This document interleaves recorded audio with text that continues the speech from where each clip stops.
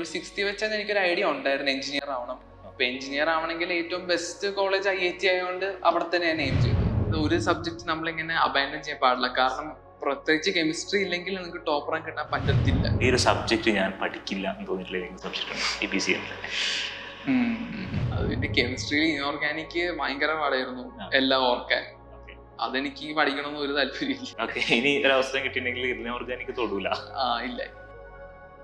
Hi Sreehari, എന്താണ് ഇപ്പോഴത്തെ ഒരു സ്റ്റേറ്റ് ഓഫ് മൈൻഡ്? എന്താണ് ഇപ്പോൾ? സന്തോഷത്തിലാണ്, റിസൾട്ട് വെച്ച് ഹാപ്പിയാണ്. ഓക്കെ, എങ്ങനെ ഉണ്ടായിരുന്നു ഒരു ഈ പ്രിപ്പറേഷൻ്റെ ഒരു ജേർണി? എങ്ങനെ ഉണ്ടായിരുന്നു? ഇതൊരു ഞാൻ എക്സ്പെക്ട് ചെയ്തേക്കാളും മച്ച് ഹാർഡർ ആയിരുന്നു. ഈ ഫസ്റ്റ് ഇയർ ഒക്കെ ഫുൾ മോട്ടിവേഷനോട് പഠിച്ചെങ്കിലും ഈ അവസാനത്തോട്ട് വരുമ്പോഴത്തേക്കും ഭയങ്കര മെന്റലി ടയേർഡ് ആവും നമ്മള്. അപ്പൊ നമ്മള് പഠിക്കണേല് നമ്മള് ഭയങ്കരമായിട്ട് എഫേർട്ട് ഇടണം. അതായിരുന്നു എനിക്ക് തോന്നിയത്. ഡെഫിനറ്റ്ലി വർത്തായിരുന്നു.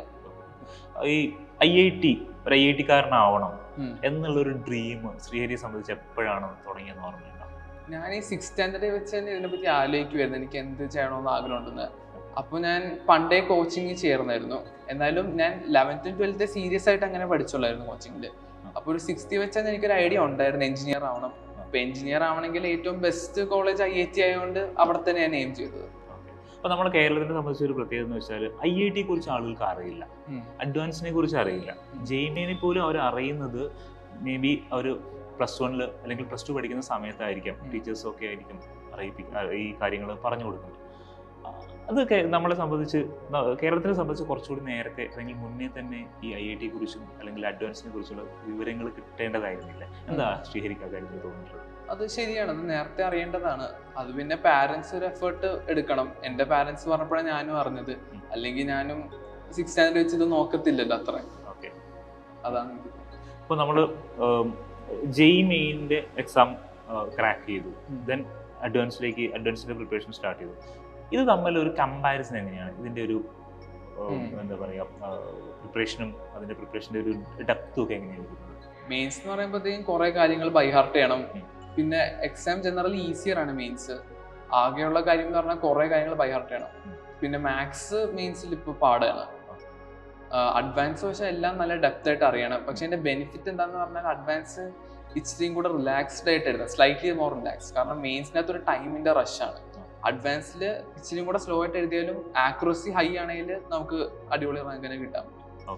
ഇപ്പോൾ ശ്രീഹരി പറഞ്ഞ ഒരു 6ാം ക്ലാസ് മുതൽക്ക് അറിയാം, +1 മുതൽക്കാണ് സീരിയസ് ആയിട്ട് അഡ്വാൻസിൻ്റെ അല്ലെങ്കിൽ IIT-യിലേക്കുള്ള ജേർണിയിലേക്കുള്ളൊരു പ്രിപ്പറേഷൻ സ്റ്റാർട്ട് ചെയ്തെന്ന് പറഞ്ഞു.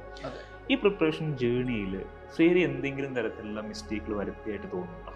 ഇപ്പോൾ ഈ നമ്മൾ ക്രാക്ക് ചെയ്തതിന് ശേഷം എനിക്കത് ബെറ്റർ ചെയ്യായിരുന്നു എന്നുള്ള രീതിയിൽ എന്തെങ്കിലും തോന്നുന്നു? ഞാൻ ഉദ്ദേശം എന്താണെന്ന് വെച്ചാൽ മിസ്റ്റേക്സ് തോന്നിയിട്ടുണ്ടെങ്കിൽ മീൻസ് ഇനി വരുന്ന ആസ്പിരൻസിന് ആ മിസ്റ്റേക്കുകൾ അവോയ്ഡ് ചെയ്യാൻ വേണ്ടിയിട്ടാണ് ഞാനത് ചോദിച്ചത്.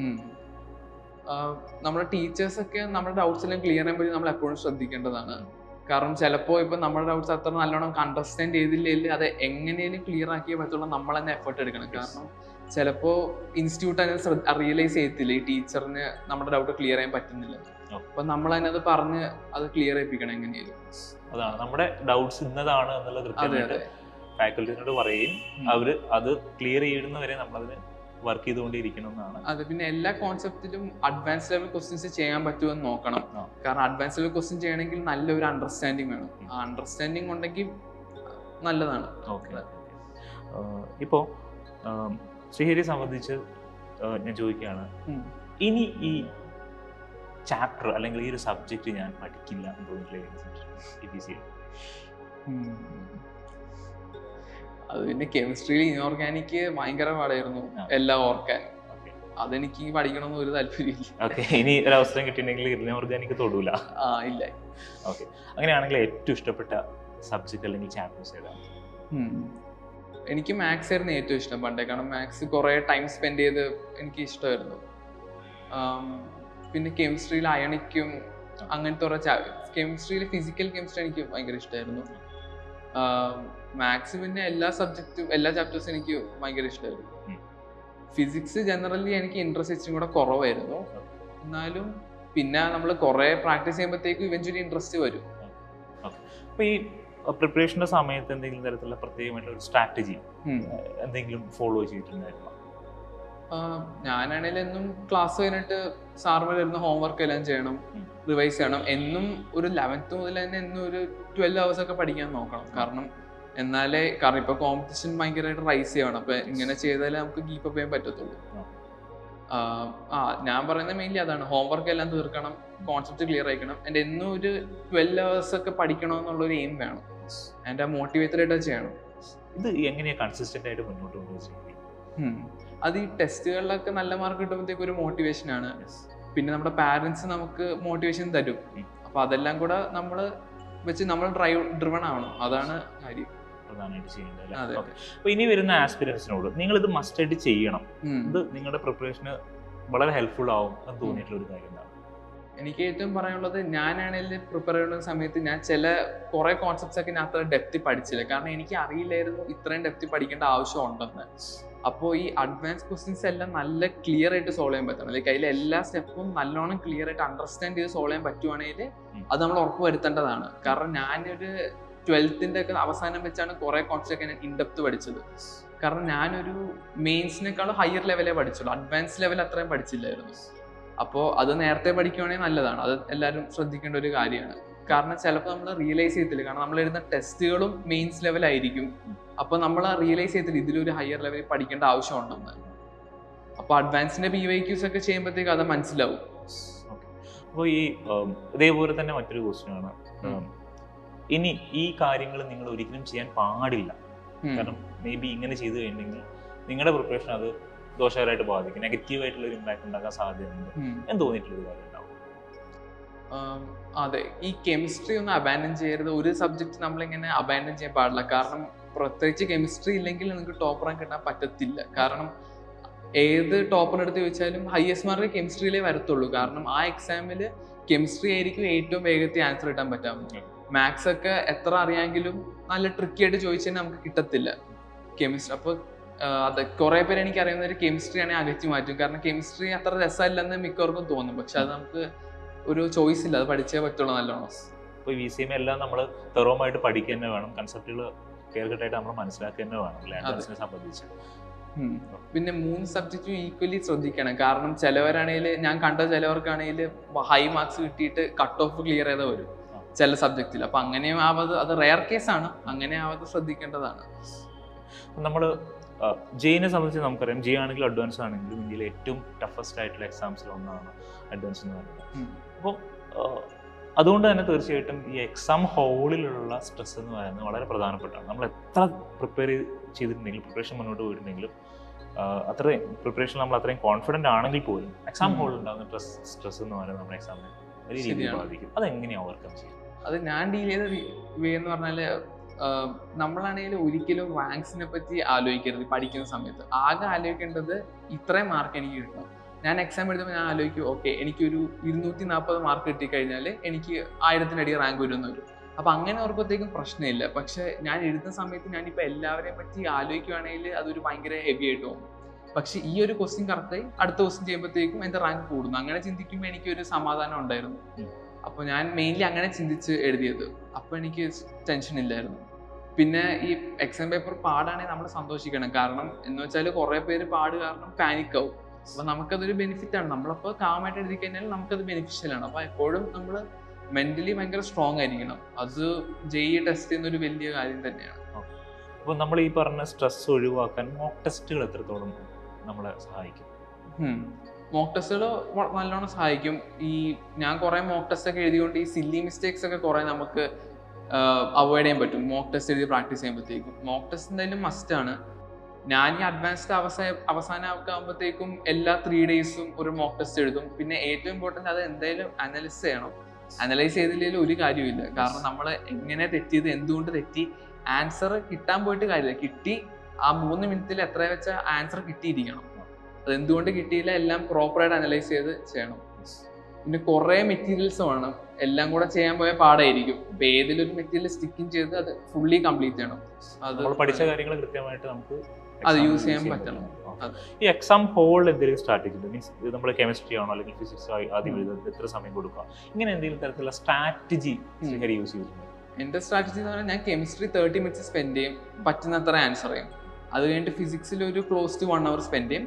ആൻഡ് ബാക്കി ടൈം ഞാൻ മാത്സ് സ്പെൻഡ് ചെയ്യും. ഞാൻ അങ്ങനെയാണ് എപ്പോഴും പേപ്പർ എഴുതിക്കൊണ്ടിരുന്നത്. പിന്നെ കുറച്ച് ടൈം ബാക്കി വരുമ്പോൾ ഞാൻ ബാക്കിയെല്ലാം കൂടെ വന്ന് നോക്കും. ഇപ്പോൾ കെമിസ്ട്രി ചിലപ്പോൾ കുറച്ച് ചെയ്യാൻ പറ്റിയില്ല, അതൊന്നും ചെയ്യും. പക്ഷെ എന്തായാലും എൻ്റെ പേപ്പർ റീഡ് ചെയ്തിരിക്കണം.